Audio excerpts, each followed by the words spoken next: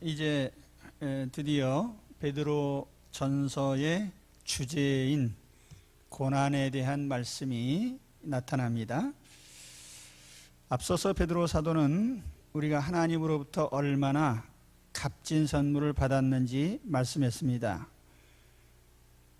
우리는 그리스도 안에서 거듭났고 산 소망을 얻었습니다. 영원한 천국을 상속받았습니다. 또 우리가 받은 구원이 완성될 때까지 하나님의 특별한 보호하심을 우리는 받고 있습니다. 이런 크나큰 선물을 받은 만큼 우리는 현세에서 여러 가지 고난을 당하고 시련을 당할 때에 당연히 견디고 이겨야 됩니다. 베드로 사도는 본문을 통해서 고난과 관련된 몇 가지 중요한 내용을 말씀합니다. 첫째는 고난의 필연성, 그리고 둘째는 고난으로 얻게 되는 결과, 그리고 셋째는 고난 중에도 변함없이 예수님을 믿고 사랑하면서 기쁨으로 살아가야 한다는 점을 말씀합니다. 이 말씀의 순서대로 오늘 본문 말씀을 같이 나누겠습니다. 본문의 첫 번째 주제는 고난의 필연성입니다. 그러므로 너희가 이제 여러 가지 시험으로 말미암아 잠깐 근심하게 되지 않을 수 없으나 오히려 크게 기뻐하는도다. 근심하게 되지 않을 수 없으나라는 요 구절을 직역하면 근심해야만 한다면 그런 뜻입니다. 그래서 영문 NIV 성경에는 You may have had to suffer grief. 여기 had to suffer라고 이렇게 하는데 그런 아픔을 슬픔을 당해야 한다면 이제 그런 의미죠. 또 NASB 성경에 보면은 if necessary라고 이렇게 하는데요. if necessary는 필요하다면 이런 식으로 표현한 것은 우리가 이 세상에서 고난과 시련을 당하는 것이 필요하다고 하나님이 인정하신 것이고 또 당해야만 되는 것들이라는 거기에 이제 초점이 있는 겁니다. 그래서 우리가 이 세상에서 고난을 당할 때에 이러한 고난과 관련해서 6절 말씀에 몇 가지 중요한 내용을 우리에게 말씀을 하고 있습니다. 첫째는 이 세상에서 사는 동안 우리는 필연적으로 고난을 당한다는 내용입니다. 이 세상은 천국이 아닙니다. 수많은 유혹과 시련이 있습니다. 우리는 이러한 세상을 지금 통과하고 있습니다. 마치 구약시대에 이스라엘 백성들이 40년 동안 광야를 통과한 것처럼 우리는 구원 이후에도 이 세상의 남은 생애를 살아가야 됩니다. 이 세상에 살아간다고 하는 그 자체로서 이미 우리는 어떤 고난을 예약하고 있는 것입니다. 석가모니는 작은 왕국의 왕자였지만 꽤 똑똑한 사람이었어요. 그래서 그는 젊은 시절에 왜 사람은 이 세상의 고통 속에 태어나서 늙고 병들고 죽어야 할까? 그래서 왕자의 주의를 버리고 보리수나무 아래 앉아서 사색을 하는 가운데 이 모든 불행을 떨쳐버리는 길은 오직 없어지는 길밖에 없다. 그래서 이 무자예요. 없을 무자. 불교에서는 그 무자를 굉장히 좋아합니다. 있는 것도 없는 것이고 없는 것도 있는 것이고. 그래서 하여튼 다 사라져야 된다. 멸이라고 하는 걸 이제 불교에서 굉장히 중요하게 생각해요. 어떤 고집이라든지 아집이라든지 욕망이라든지 걸 멸해야 된다. 그래서 석가모니는 상당히 인간적으로는 최고의 사색을 한 사람이고 또 인간의 사색으로 도달할 수 있는 최고의 경지에 이른 사람이에요. 그러나 중요한 것은 영적 세계를 몰랐다는 것이죠. 그거는 계시에 의해서만 알 수 있습니다.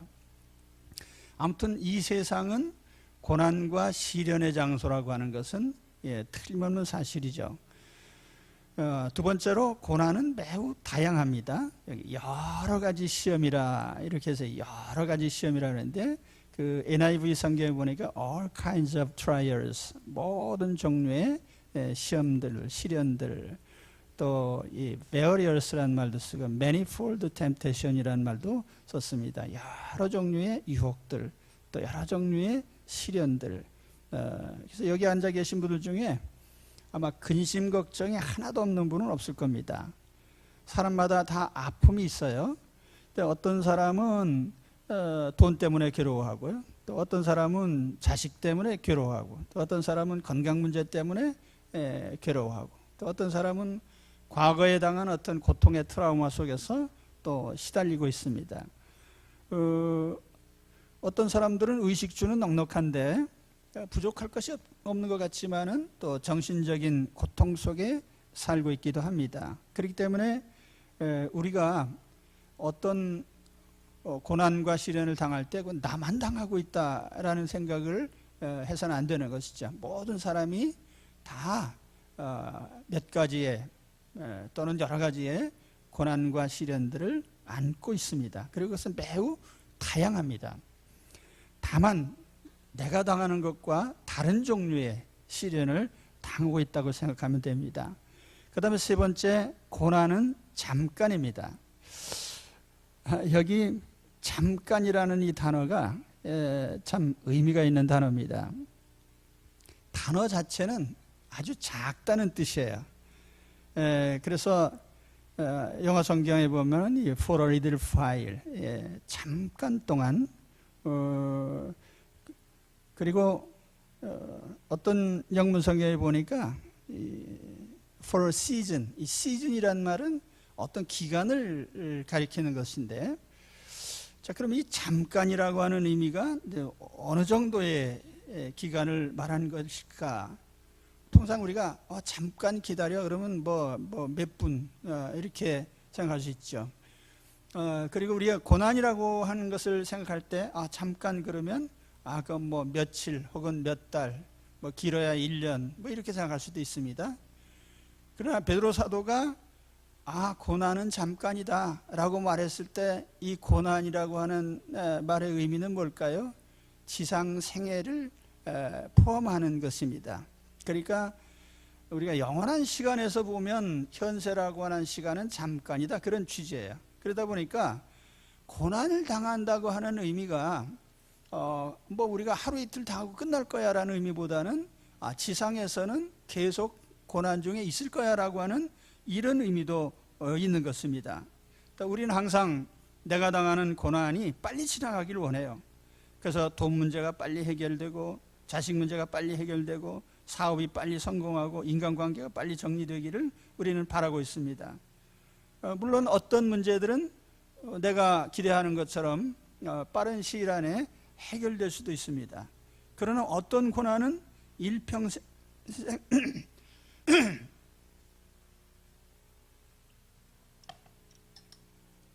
일평생 지속될 수도 있습니다. 우리 이웃에는 많은 장애인들이 있습니다. 물론 선천적으로 장애를 가진 분들도 계시고, 또 후천적으로 장애인이 되신 분들도 있습니다. 또 장애인 자녀들을 둔 부모들도 있습니다. 그런데 이러한 인생 문제는 이 땅을 떠날 때까지 우리가 안고 가는 문제들이에요. 저는 전쟁 중에 유복자로 태어나서 아버지 얼굴을 본 적이 없습니다. 그래서 어렸을 때는 가끔 아버지를 만나는 꿈도 꾸고 그렇게 했는데, 그렇다고 해서 상황이 개선되는 건 아니에요. 없는 아버지가 어디 나타납니까? 또 사도 바울은 자신의 지병 때문에 3번이나 심각하게 하나님께 기도했습니다. 하나님 내 병을 고쳐주세요. 그것이 고통스럽기 때문에 육체의 가시라고 했는데, 또 어떤 분들은 바울이 간질병이 있었다 하고, 어떤 분들은 바울이 눈병이 있었다 하는데, 근데 하나님께서 거절하셨습니다. 그러니까 바울은 그 지병을 평생 안고 살았어요. 베드로 사도가 편지를 쓰고 있는 이 당시에 로마 제국은 네로 황제의 통치 말기에 있었습니다. 아시는 대로 네로 황제의 통치 말기는 기독교에 대한 지독한 박해 시대입니다. 아마 이러한 박해가 단시일에 끝났으면 좋았을 텐데 실상 역사를 보면은 이것이 거의 300년 동안 지속이 됩니다. 그러니까 오늘 우리가 이 땅에서 당하는 고난과 시련들이라고 하는 것이 어떤 부분에 있어서는 며칠 사이에 해결될 수도 있는 것이지만 그런 어떤 고난들은 우리가 평생 지고 가야 될 고난들도 있습니다. 어찌 됐든지 그러하다 해도 그러한 기간은 영원한 시간에 비하면 잠깐이에요. 그래서 베드로 사도가 너희가 이 땅을 사는 동안 잠깐 고난을 당한다 이렇게 표현한 것입니다. 그리고 네 번째로 모든 고난에도 불구하고 우리는 오히려 크게 기뻐해야 됩니다. 여기 6절 말씀에 기뻐하는 도다라고 이렇게 서술형으로 표현을 했는데 그 헬라어 단어로는 명령어로 되어 있습니다. 기뻐해라, 기뻐해야만 한다 이런 의미로 단어를 사용했어요. 왜 기뻐해야 되냐면은 요 문맥상 보면 그러므로라는 단어가 있는데 실제로 그 안에서라는 뜻입니다. 그 안에서라는 것은 그 앞에 언급된 3, 4, 5절에 언급된 대로 우리가 하나님께 받은 것들, 우리는 이미 영원한 삶의 모든 것들을 보장받았어요. 그렇기 때문에 그런 것에 비교한다면 현세에서 당하는 고난이 제 아무리 크다고 해도 결코 장차 누릴 영광과 비교할 수 없습니다.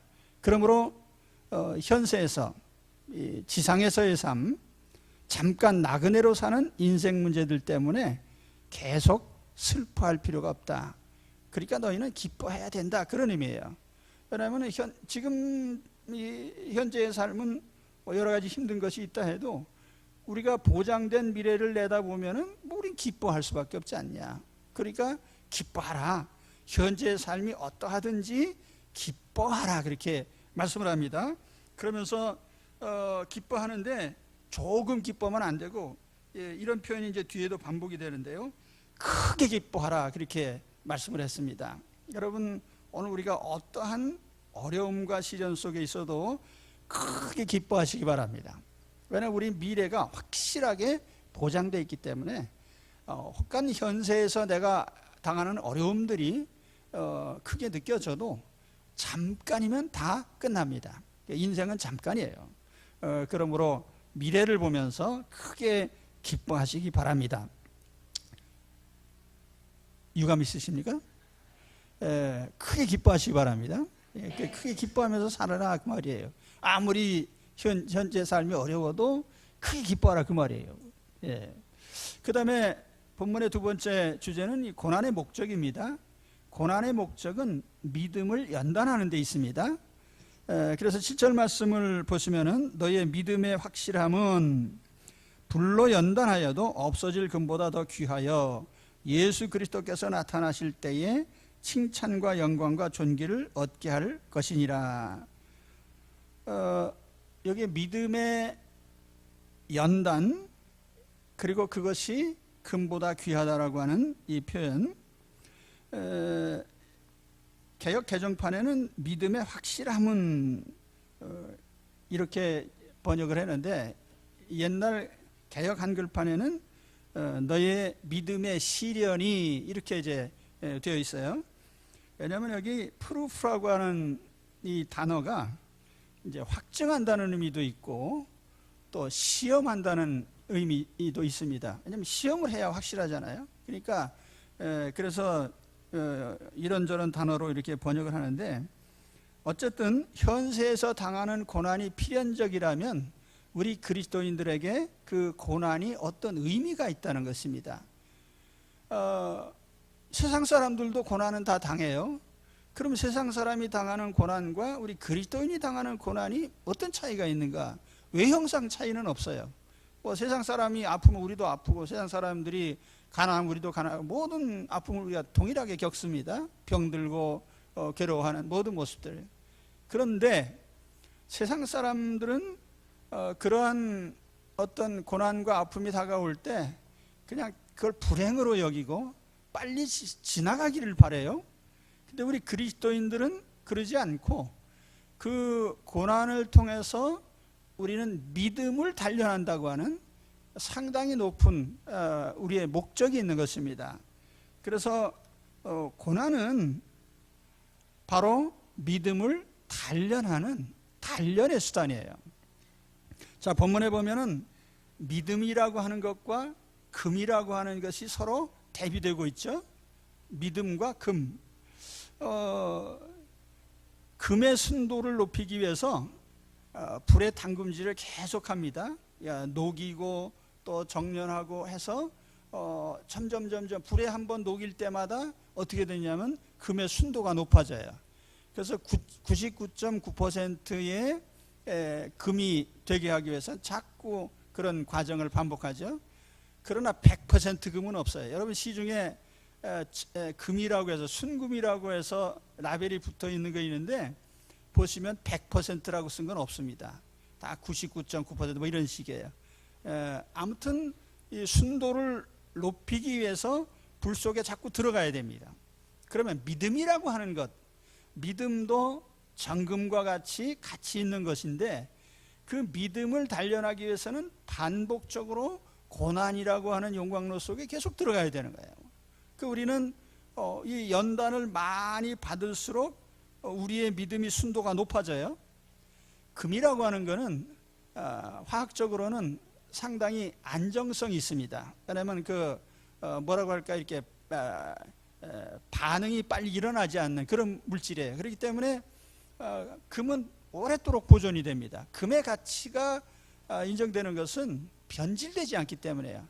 그래서 우리가 예전에 어떤 유적들을 발굴하고 나면 완전하게 보존되어 있는 것은 금으로 만든 거예요. 금은 변질이 되지 않거든요.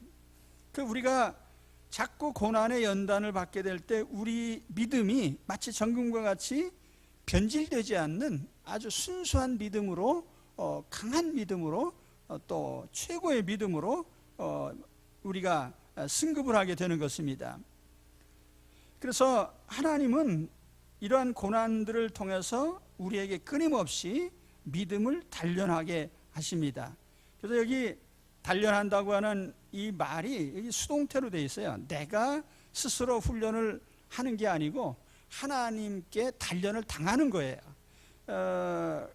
그래서 이런 고난이 없으면 우리는 믿음이 자랄 기회가 없는 거죠. 믿음이 단련되지 않으면 우리는 언제나 초보적인 믿음에 머무를 수밖에 없습니다.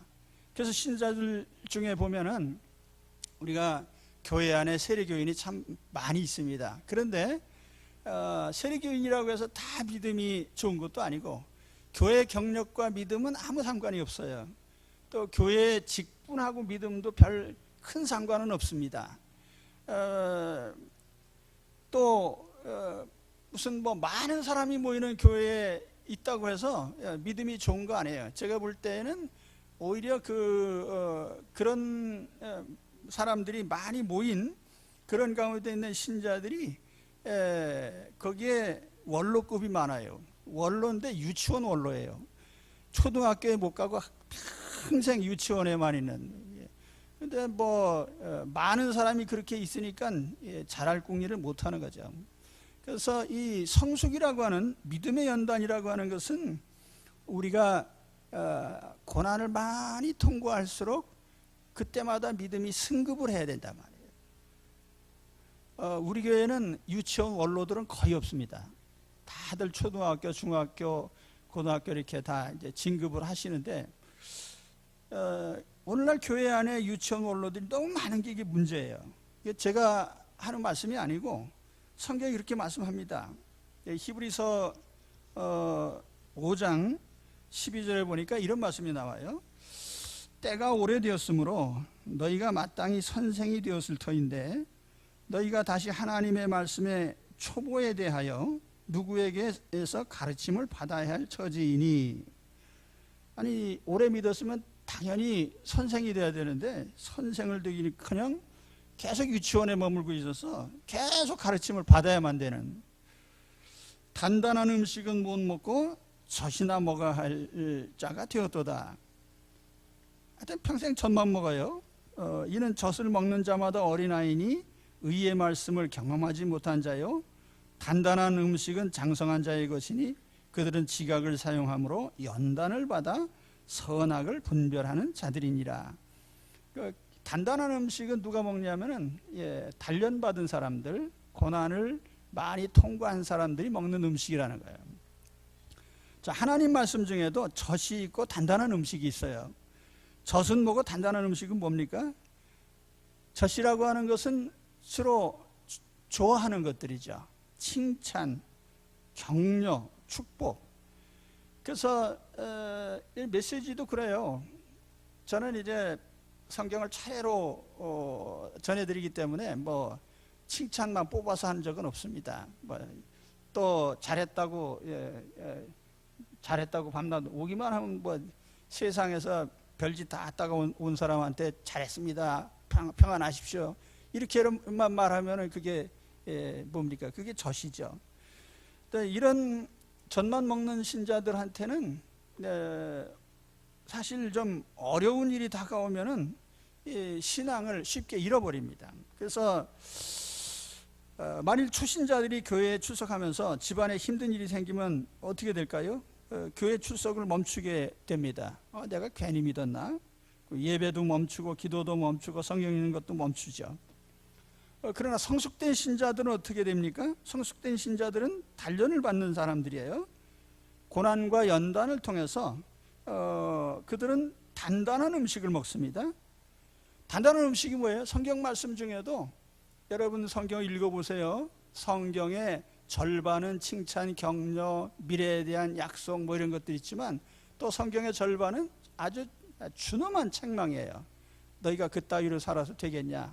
하나님의 심판을 피할 길이 없을 거다, 이러면서 책망을 하거든요. 그러니까 고난을 겪으면서 자기 자신을 보게 되는 거예요. 아, 내가 하나님 앞에 이렇게 잘못했구나, 고쳐야지. 그래서 끊임없이 자기를 단련하고 갱신해 가는 겁니다. 그래서 그 믿음이 점점 좀 높은 단계로 올라가게 되는 거예요.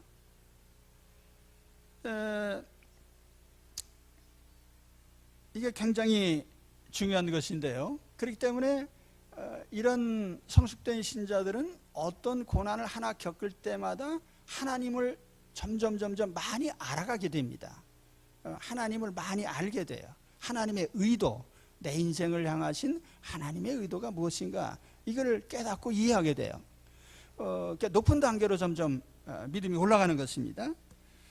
자, 우리가 반드시 신자들이 아니라 해도 사실 세상 사람들도 고난이라고 하는 것을 하나의 인생의 훈련으로 생각을 해야 돼요.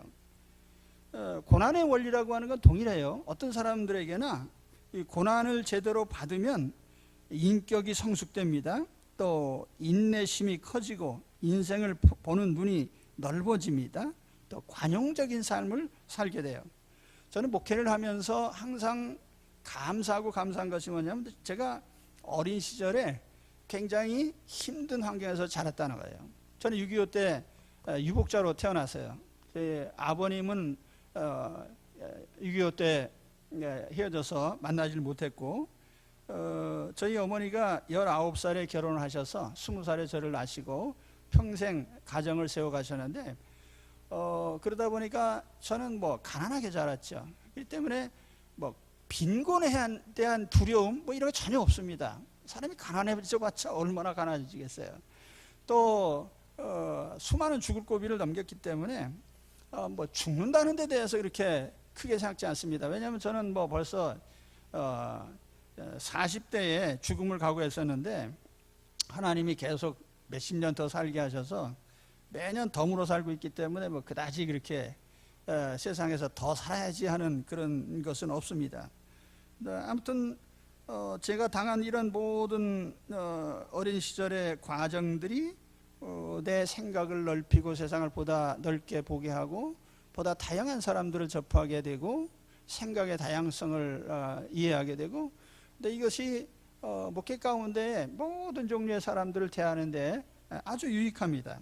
그래서 이런 고난이 얼마나 유익한 것인가. 근데 사실 저희 시대 사람들이 대부분 그런 어려운 환경에서 자랐기 때문에 다 저와 비슷합니다. 그래서 그렇다고 해서 저희 시대 사람들이 다 나쁜 길로 빠지고 그런 거 아니에요. 대부분은 다 정직하고 바른 삶을 살고 아주 훌륭한 인격자로 다 성장이 됐고 전부 세상적으로 보면 정말 교양 있는 사람들이 되고 그렇게 살아가고 있어요. 그런데 제가 오히려 걱정이 되는 것은 지금 풍요로운 시대에 살고 있는 우리 시대 젊은이들이에요. 참 걱정이 많이 됩니다. 풍요로운 환경 속에서 자란 세대인데 너무 나약해요. 특히 돈이 없으면 아무것도 안 된다고 생각을 해요. 그러니까 우리가 삼포 시대니 무슨 뭐니 흙수저니 하면서 여러 단어들이 만들어지는데 그 단어들이 다 근본적으로는 남의 탓하는 거예요. 언제까지 남의 탓을 하면서 인생을 살아갈 수 있겠어요? 돈이 없으면 아무것도 안 된다고 생각을 해요. 난 돈 없어서 연애도 안 해. 돈 없어서 결혼도 안 해. 돈 없어서 자식도 안 낳아. 돈 없어서 난 아무것도 안 할래.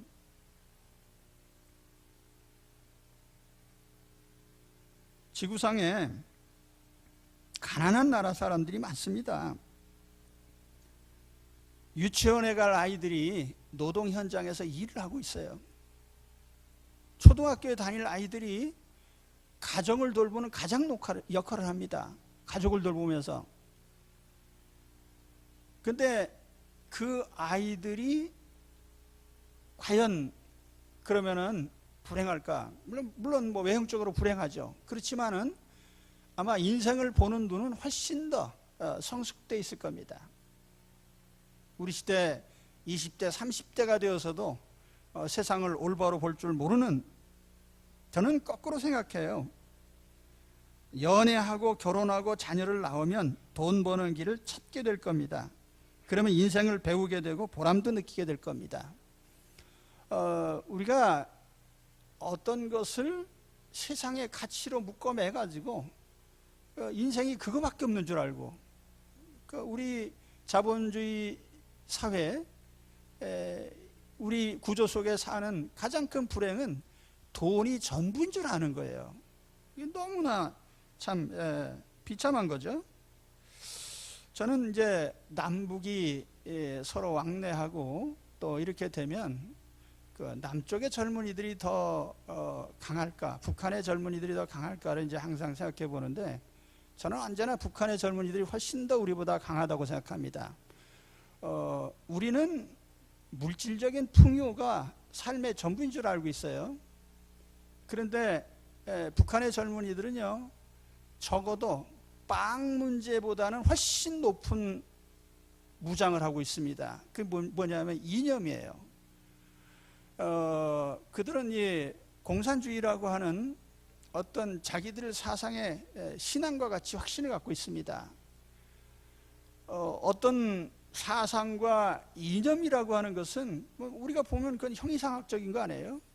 우리는 하급한 것에 매여 살고 있단 말이에요.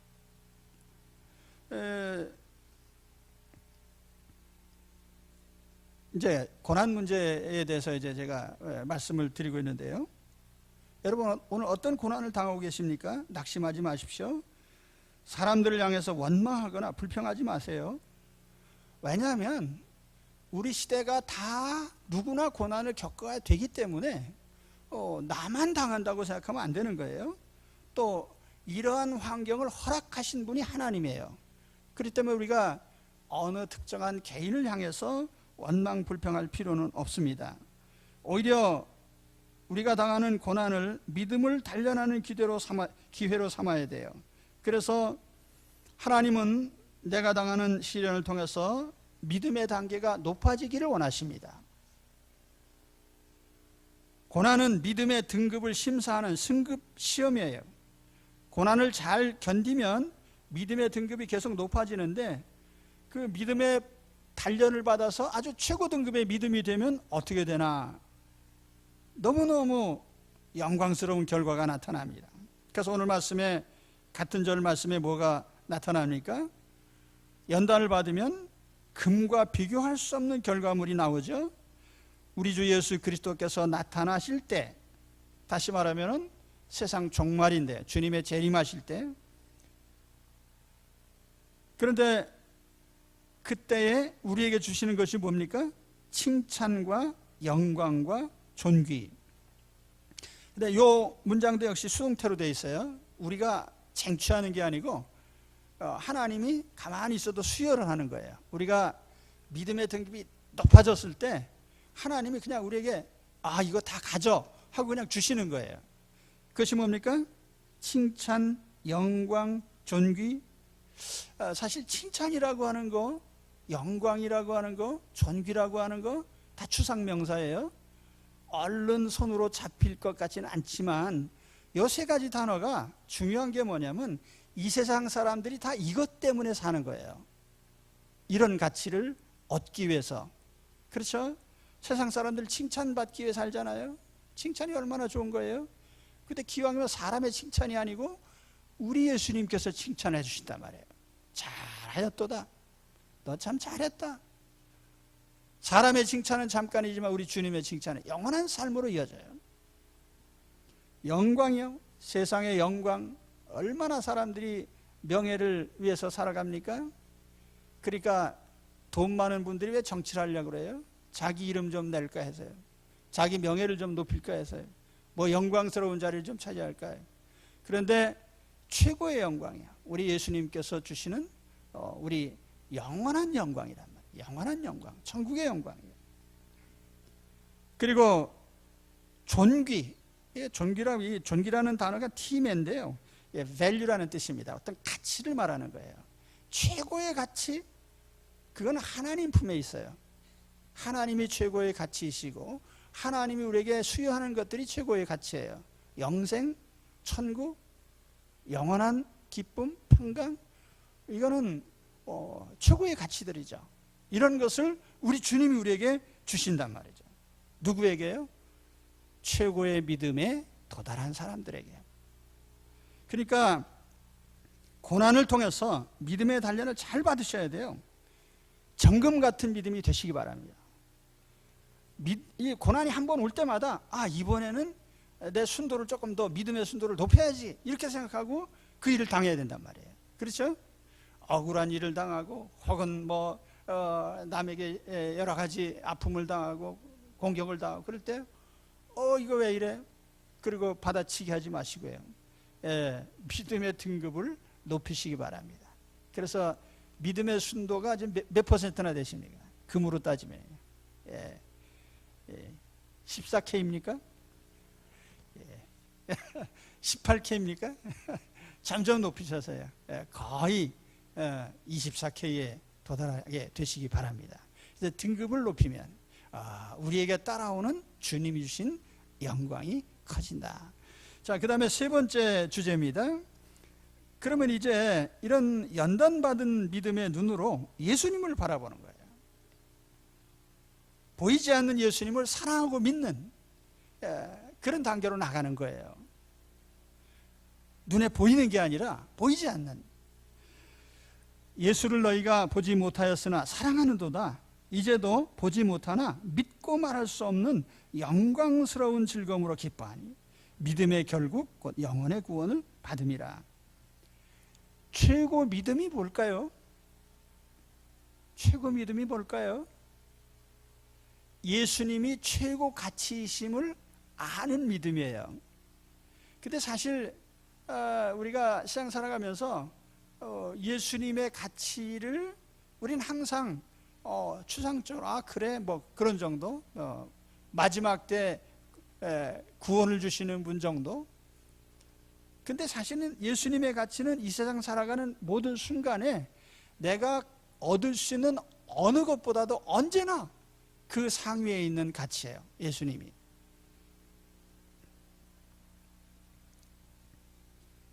근데 문제는 우리가 얻는 예수 그리스도로 말미암아 우리에게 다가오는 것들이 예수님 자신을 비롯해서 우리 육의 눈으로 보이지 않는다는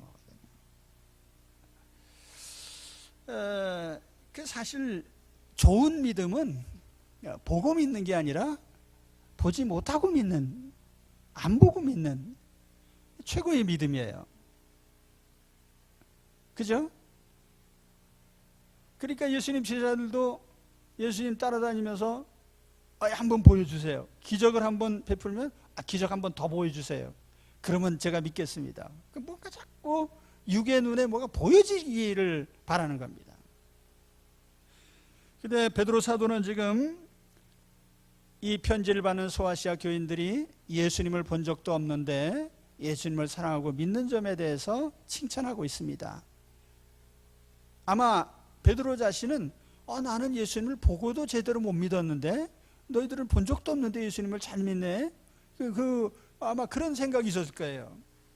여러분, 베드로 사도가 처음부터 믿음이 대단한 줄 아십니까? 아니에요. 예수님을 3년 반 동안 따라다니면서 예수님과 같이 식사도 하고 같이 잠도 자고 기도의 자리도 가고 예수님과 같이 생활했단 말이에요. 그런 베드로가 어떻게 됐어요? 나중에 예수님이 심지어는 부활 승천 직전에 부활하신 후에도 엉뚱한 행동을 했어요. 뭐 그전에는 말할 것도 없어요. 예수님께서 육체적으로 나는 이제 많은 사람을 위해서 십자가에서 내가 죽고 부활해야 돼 했을 때 부활이라는 것은 상상에도 없으니까 그건 이제 빼고 단지 예수님이 곁을 떠난다고 하니까 주여 그러지 마세요.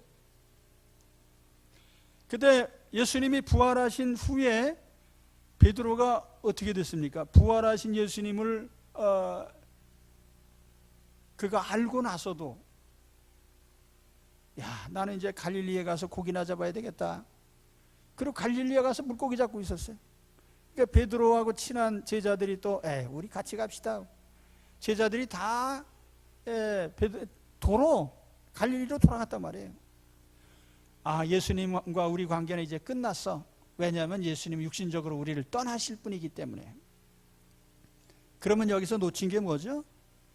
예수님의 신성, 하나님이신 예수님, 예수 그리스도가 진정한 메시아라고 하는 사실을 그들은 알지 못했던 거예요. 그래서 베드로가 자기 입으로 그랬잖아요. 사람들이 날 누구라고 하더냐? 뭐 이런저런 얘기하니까 베드로가 주는 그리스도시요 살아계신 하나님의 아들이십니다. 그 말이 뭡니까? 주님은 구세주십니다. 자기 입으로 고백한 거예요. 그러면 나가서 그걸 전해야 되는데 이제 그 단계로 나가지 못하고 육신적인 예수님과의 관계 속에서 모든 것이 다 멈춰서 있는 거예요. 다시 말하면 그들의 눈은 아직 열리지 않았어요. 오순절 성령이 강림하시고 성령의 깨우침을 받은 후에 비로소 우리가 만난 예수님은 메시아시구나. 그분을 전하는 것이 우리의 책임이구나. 그때 비로소 그들은 예수님을 올바로 보게 된 거예요.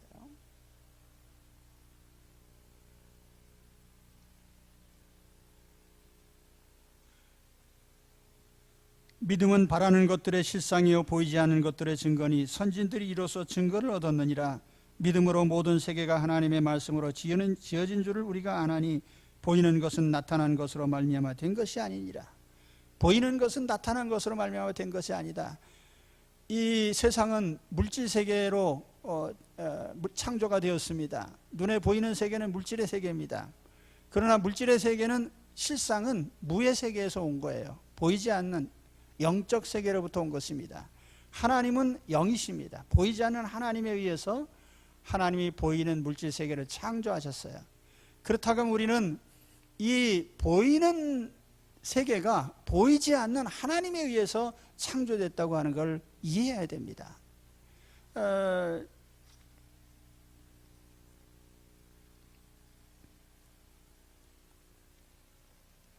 예, 천체 물리학자들은 우주가 어디서 나타났냐면 빅뱅으로 나타났다고 그래요. 그 빅뱅 이전에는 뭐가 있었냐면 설명 못합니다. 왜 빅뱅이 일어났냐, 또 우주 가운데는 암흑물질이 뭐냐 몰라요. 에너지라는 것이 도대체 어디서부터 존재하는 것인지 모릅니다.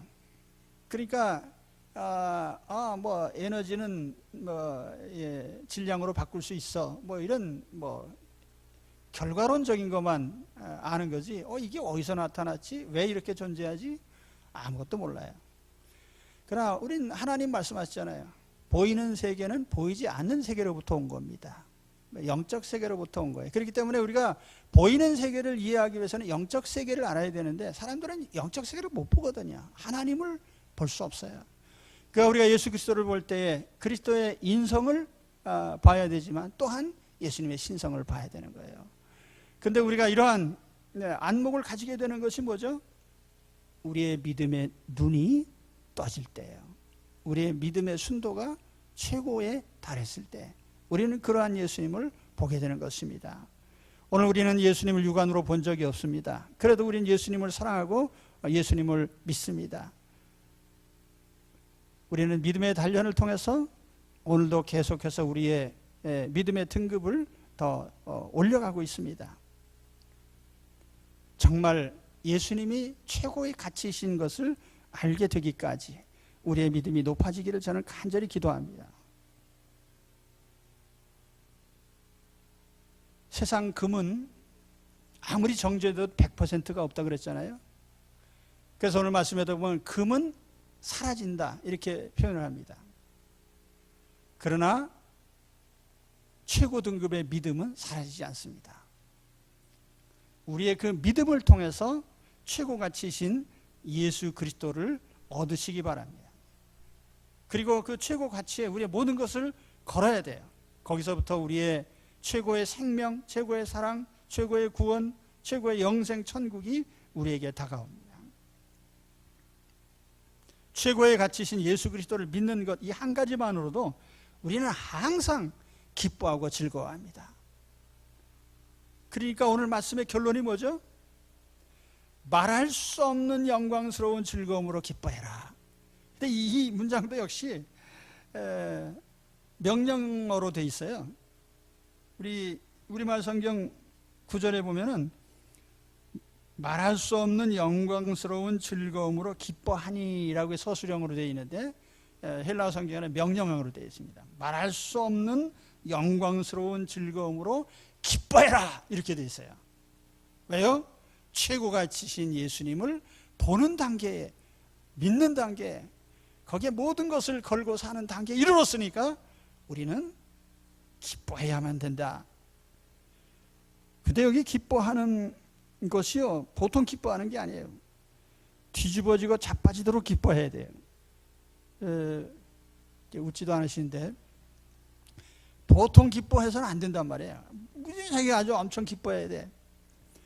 근데 사실은 여기 말할 수 없는 이라고 하는 이 단어 있잖아요. 말할 수 없는 영광스러운 즐거움이라고 이렇게 표현했는데 강조하고 강조하는 형태거든요. 그래서 unspeakable입니다. 말할 수 없는, 이 말로 표현할 수 없는. 바울 사도가 천국 본 다음에 인간의 언어로는 표현할 수 없어 그렇게 얘기를 했거든요. 천국을. 그래서 unspeakable이라는 것은 이 말로 표현할 수 없는, 또 어떤 성경에 보면 inexpressible, inexpressible이라고 하는 것은 이제 표현 불가능한 그런 뜻이에요.